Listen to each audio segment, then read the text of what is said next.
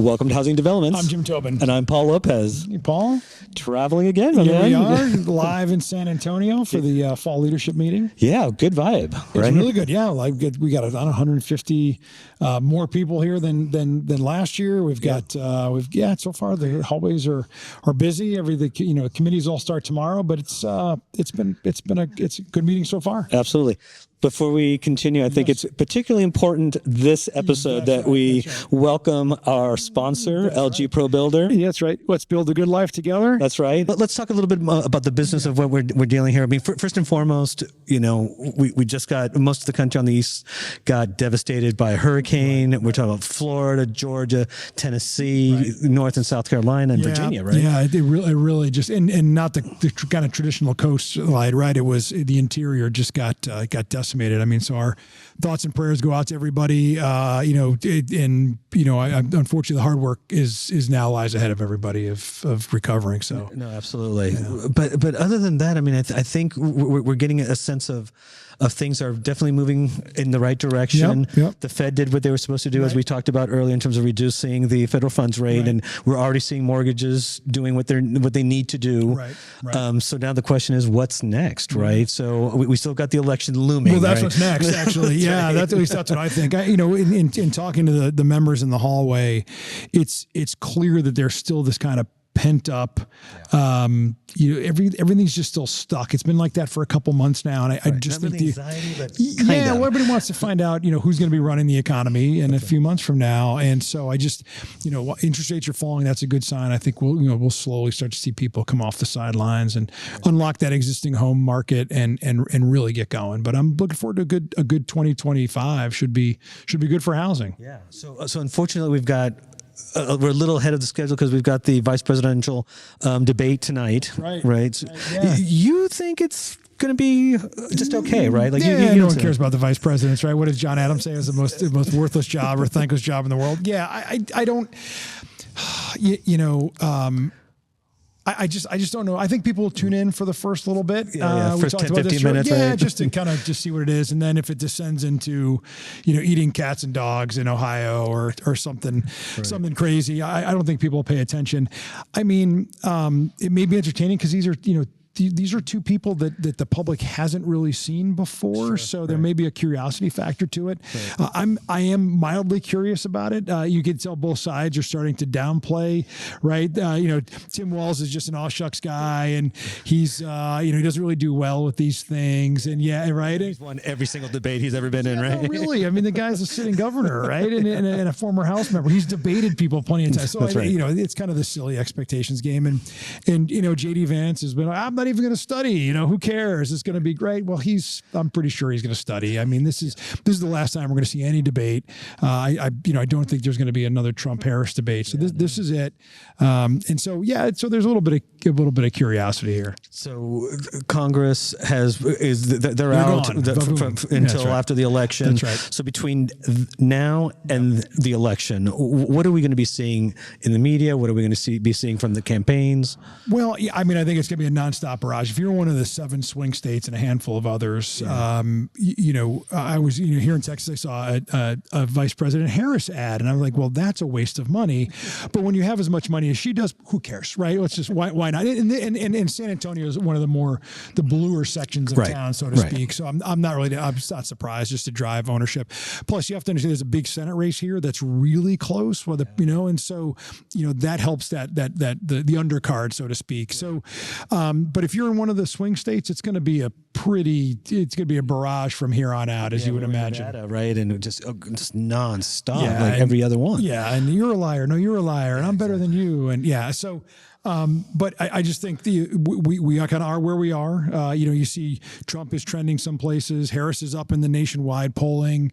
The race will come, closer and closer, but it's going to be Pennsylvania, Michigan, Wisconsin, North Carolina, the usual suspects. So. Absolutely. Yeah. All right. So I'm feeling anxious. I think we need to get our guest involved. I hear him. He's like chuckling with us. I don't know if he's actually like intrigued by what we're saying. I don't know.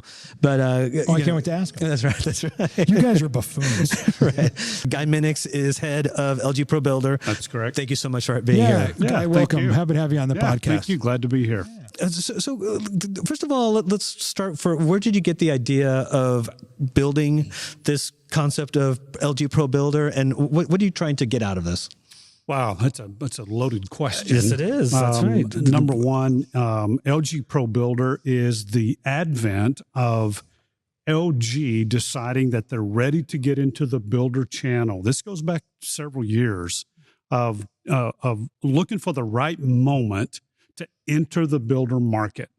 And so with the advent of that, then we created the LG Pro Builder strategy. Mm-hmm. But prior to that, what got us to this point was the fact that LG has been gaining so much market share and so much power in the appliance industry on the retail side that LG decided that it was time now to use the power that's on the retail side and bring it over to the builder side and let us leverage that power.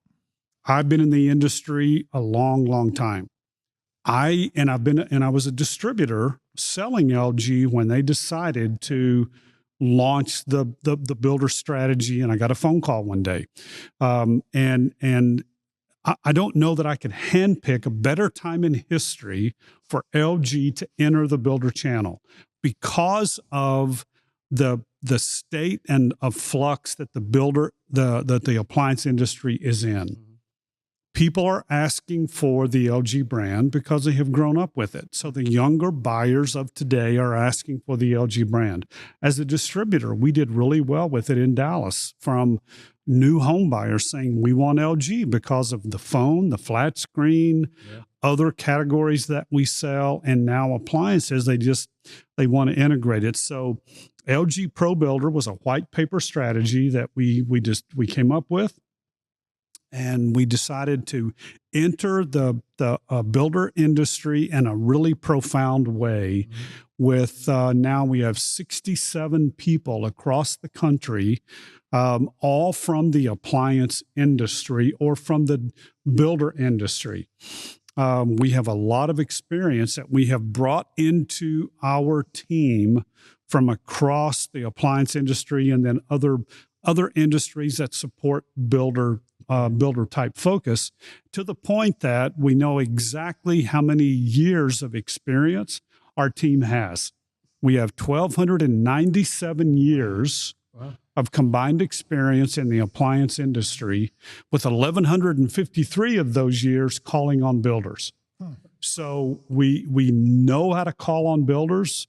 We have brought seasoned veterans in, and we are now using the power of the LG name to go after the builders in the industry.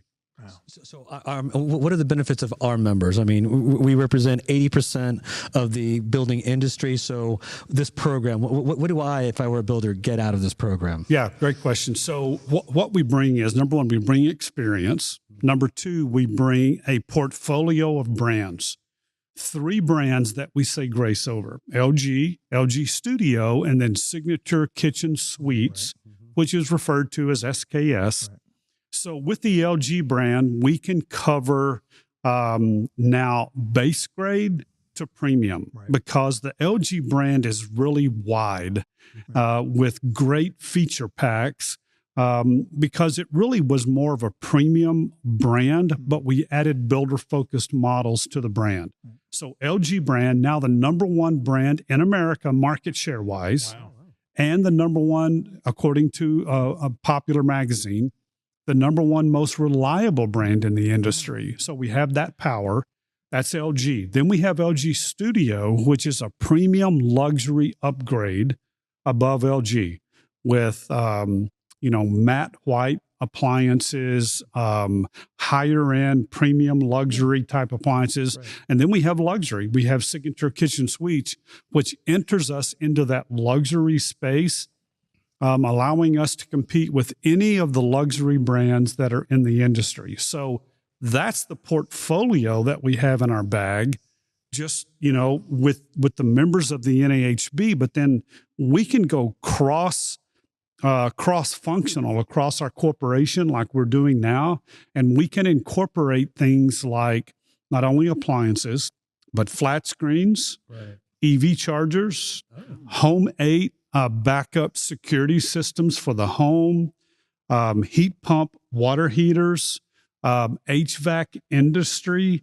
So we are now, I find myself coordinating these efforts cross-functionally with the members of the NAHB, because we're now working with developers that are building all LG communities using all of our categories from our company. Wow. And so you're becoming a one-stop shop where whatever our members need, you guys can deliver it as long as it's, and deals with that electronic space essentially, right? Yeah, we can actually do that now because we're actually doing that now cross-functionally with several developers across the U.S. and looking forward to helping them get those communities built. And just recently, I mentioned EV chargers, but we built our own factory in Fort Worth, Texas. Wow. So now we've got EV chargers, LG branded, that we are putting in multifamily, which is the most popular. But now we've got single family developers that are saying, okay, we need to put 1 or 2 EV chargers in the garages of our homes. And so we're doing that. And then we have the Home 8 backup battery systems that are, instead of the traditional generator that is natural gas powered, we have the Home 8 backup system that is now powered by solar panel and your electrical panel. So it gets power reserved from both places. Right. And that's now we're launching that as well. So we cross-functionally can now help single family or multifamily or remodelers or architects or designers, any NAHB member with any particular category. And then we can throw in, flat screens or commercial panels. We can do the same thing. Interesting. So all of this is already out there in the market, or are you at different stages of development? No, it's all in the market. Oh, interesting. But LG is a global company with all of these different channels. Right. And what I find myself now is referee across all of these channels, pulling us all together into meetings with the developers or the owners of all of this land that are wanting to do these LG type communities that are, sustainability, green, carbon neutral. And so we're involved in all of those strategies behind the scenes as well. Wow. I mean, you've been an amazing partner at the International Builder Show. I mean, we've had a great relationship way beyond before, the Pro Builder, program. Tell me what do you love about the International Builder Show? Is that where you kind of see where you have that meeting of the minds with the builders and our members the most? I mean, how does that work into your business plan? Wow. It's, it's kind of all the above. It's the B2B marketing strategy that we have as one of the key tenets of our foundation. And it's the relationship that we're able to develop with NAHB leadership. And then with the builders, philosophically, at the end of the day, people buy from people. Mm-hmm. And this industry is all about that. Yeah. And so that's what we love about it. But now more specifically, we love all of the relationships that we have with, all of the acronyms of the NAHB, that we get involved in from a marketing perspective. Sure. And, we love those touch points. We love marketing with the NAHB through the NAHB. They become salespeople for us as well. Yeah. And we enjoy that. And the fact that we're in NAHB on a national level and then HBAs on a local level allows our people to have those touch points all around the country. And it allows us the opportunity to, at the end of the day, you're selling yourself, because if people buy from people and you do what you say you will do, then people buy your product. Yeah. And then we have a great product. So quality and all the channels that we have, and we just love these type relationships so that we can get our products out in front of all the members of the NAHB. So you'll be at IBS, of course, in 2025. Anything you can preview? Some new? What's anything you probably won't tell us, will you? Well, I would have to probably, no, I'm not going to say that. We know the old adage. That would not be good. But for the first time now, we're on both the NAHB side and the KBIS side for the first time. So we're looking forward to that. But we always will have new product. We will always have a little secret room that we bring, our best customers into. And we'll have a big presence at NAHB on the IBS side, International Builder Show side. And New American Home, right? New American Home. We're partnering again with the New American Home. We will have our signature kitchen suite product in the New American Home. I'll be out there representing the brand for the special events. And we just love partnering with people. And it's one builder at a time. And that's what we do. Is there a particular market segment that you're currently not publicly in that you feel moving forward in the short term is an area that you want to jump into? Wow. Well, we are actually we are into both, in a big way, single family and multifamily. Okay. There's a clue. We're into both of those segments really well. And we're pushing all of our brands and all of our categories in both of those segments. We are, of course, in Denari and the remodeling segment as well. And, I just love I love Bob Deese's presentation, all 108 pages of it. And the fact that I keep going back to one slide that he did in the spring conference, that the available equity in the U.S. and the homes in America is $34 trillion. Yeah, give or take $1 trillion or $2 trillion. Right. And the fact that we have the brands that fit right into that mold.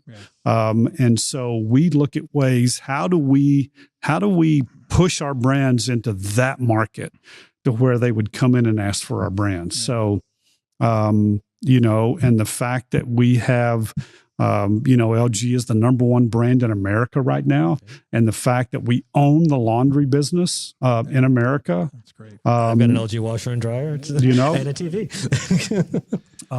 We look at how do we continue to grow our presence in each of those channels. Excellent. And markets. You mentioned Rob's economic presentation. So what do you take away from that? And then where do you see the industry over the next couple of years? Wow, great question. I know you guys opened up with, it's kind of like people are sitting on the sidelines. Mm-hmm. It seems like the production builders are kind of sitting on the sidelines waiting for the interest rates to come down a little bit more. And we're all hoping that happens. So we know that there's pent-up demand. We know that we're still we still don't have enough housing for everyone. And we know that we're still not back to the level that we were back in the early 2000s from a permit perspective and a start perspective. But what's amazing for us is that, once again, we're in the right space at the right time. Mm-hmm. We are capturing our opportunities on a daily basis because we're kind of the new kid on the block from a brand perspective, and we have a very popular brand. And so we are taking share every day, and we are signing new builders, both single family and multifamily, every day because of the space that we're in right now. Mm-hmm. And the popularity of the brand and where the appliance industry kind of is right now. Yeah. So we feel very fortunate. But as soon as the interest rates maybe take a couple of more clicks down, and get into the high fours, you'll see the big production builders just, all of a sudden, here's land, let's go build. And, people will start flooding back into the market. But yet where our brands are is with that premium and luxury buyer. a lot of those are cash buyers. Yeah, right. And so our brands are being used there as well, and interest rates don't seem to affect them. That's right. Yeah, I mean, certainly that's what's kind of kept the market resilient during this high interest rate period is that there is a lot of money on the sidelines. There is a lot of cash, and that high end or that mid range, the high end has really kind of supported an industry you would think should be in the doldrums with interest rates at 7%, almost 8% at some point. Right. So yeah, it's been an interesting kind of downturn, if you want to call it that. And you mentioned Bob Dietz's presentation. I always watch for those 2 or 3 special slides. Yeah. And the home equity to slide is, I've shared that with everyone at our company. And so it allows us now to focus on programs to retail or to builder distribution, because builder distribution does the majority of the luxury business. Mm-hmm. And so we do programs to those people to draw those people with all that equity into remodel. Right. And then we can talk about heat pump water heaters. We have heat pump HVAC. We have EV chargers. We have all kinds of products that we can make them more energy efficient. Yeah, that's great. That's great. Guy Minix, thank you so much. This has been very interesting. It's nice to actually speak to somebody who's been such a great leader and truly a great partner, and we mean that. Yeah, we appreciate the sponsorship of the podcast. We have a lot of fun doing it every week, but thank you and thank everybody in the company for their support of the industry.